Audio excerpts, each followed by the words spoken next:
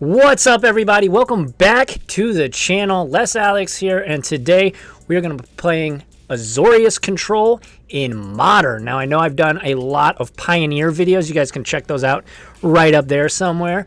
But today we are delving into Modern. Yes, I know that there has been a huge ban with Luris being banned in the format, but I still just want to check it out. I did record these gameplays before the ban, but these matches won't have any Luris anywhere to be seen, so you should be up to date. This list is pretty sick though. I'm super stoked to show you guys. Moving forward, I'm not sure how much the deck is going to change. It's going to affect a lot of other decks, I know, but obviously when you're talking about Control, it is a deck that is metagame dependent, so obviously some numbers could change.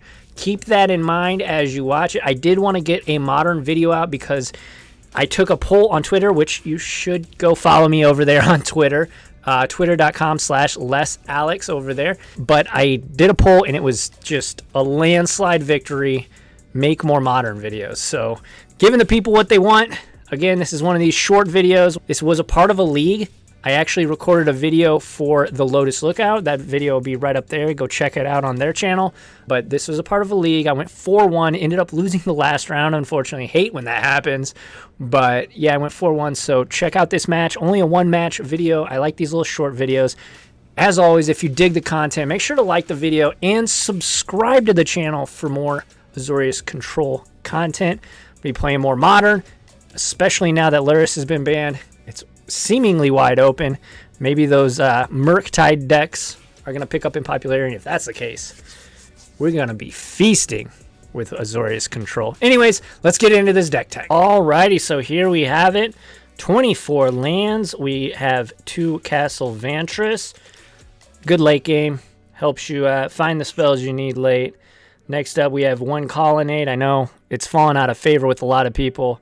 We're still playing it, though. 4 Flooded Strands, 1 Hall of Storm Giants. Of course, this card is really good at ending games in every format, and I say that basically in every video.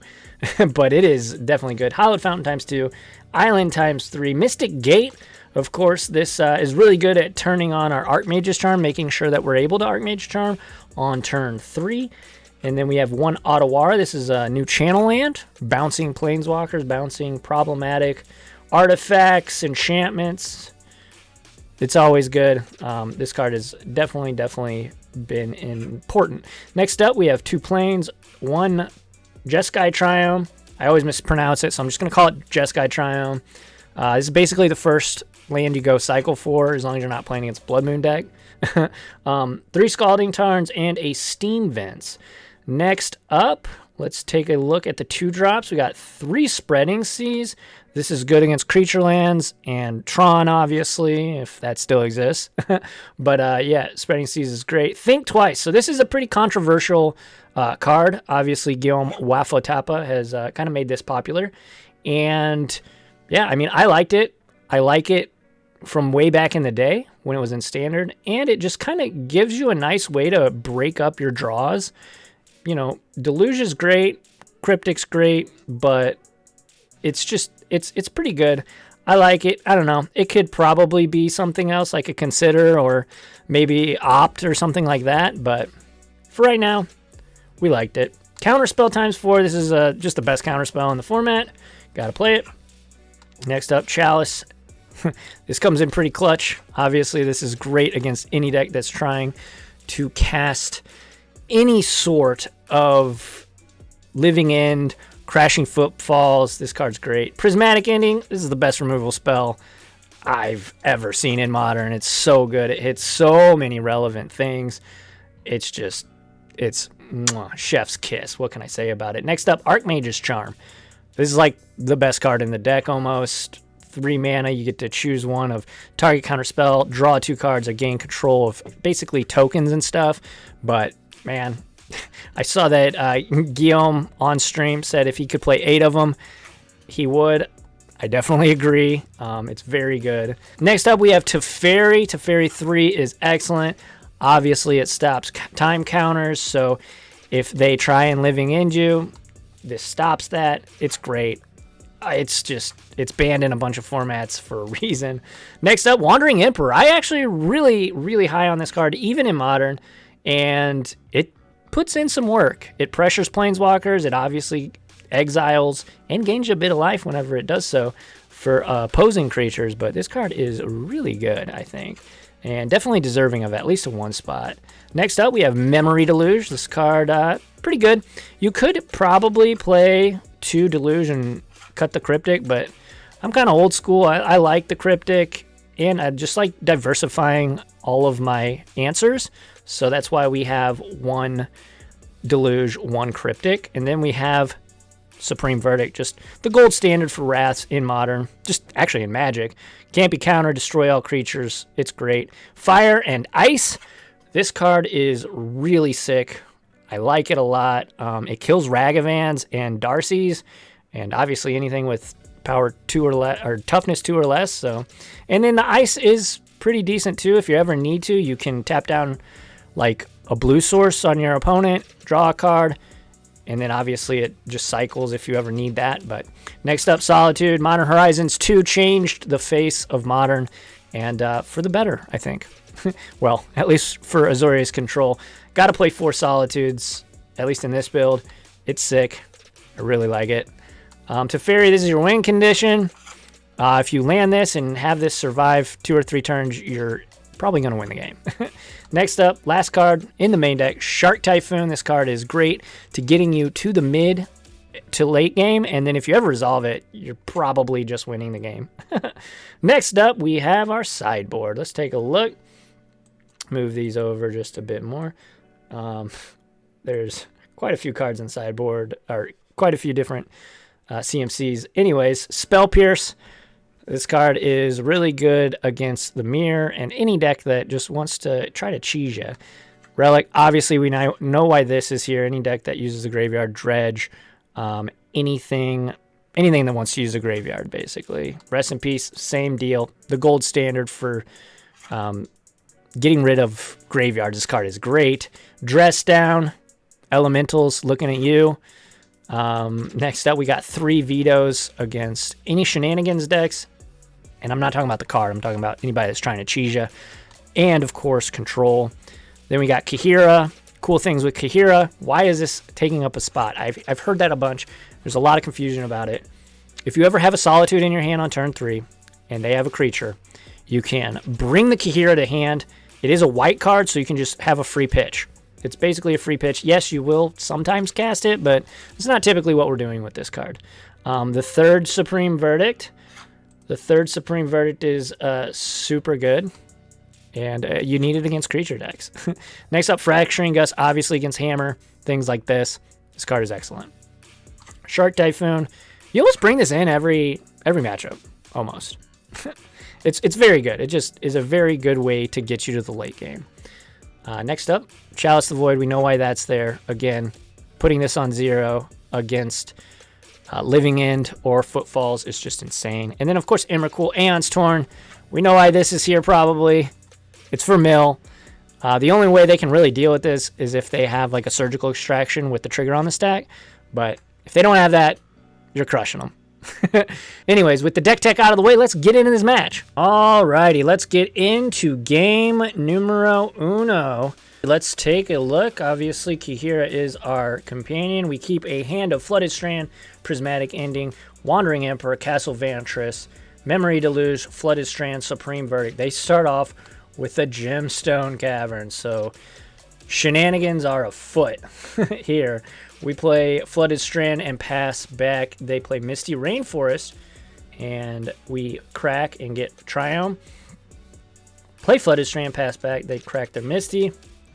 Get a Katira Triome. I can never pronounce any of these Triome names. Anyways, they pass back. We get Hallowed Fountain and play a Mystic Gate. They then crack there. We pass back. They get an Island. Violent Outburst, Crashing Footfalls. So we know what we're up against, though. We know that this is a pretty decent matchup for us if we can find, of course, our sideboard pieces. But we Wrath there, pass back, see what they got. Brazen Borrower, sure, at the end of turn. 3 damage coming in. We go to 7. And then they Shardless Agent. Crashing Footfalls, yep. That's a lot of damage. There's our Chalice of the Void right on time, right after they resolve. They're Crashing Footfalls. We get rid of a couple of their dudes. Pass back. They attack for 5. We drop to 2. Can we find the verdict? They Prismari command us, so it never mattered. GG, opponent. All right, on to game 2. All righty, so here into game 2. Kihira is our companion, obviously. Let's take a look at our starting hand. We got Tarn, Gate, Cryptic Command, Think Twice, Scalding Tarn, Spreading Seas, and Prismatic Ending. So not the best hand, to be honest, but I wanted to play it. We crack, get our Triumph. They lead with Breeding Pool. We did find Verdict, though, so that's pretty hot. We Spreading Seas them, get rid of that green. That's pretty good. And we find Spell Pierce, which is very good against them. Again, green is very important for them. They just play Island and pass.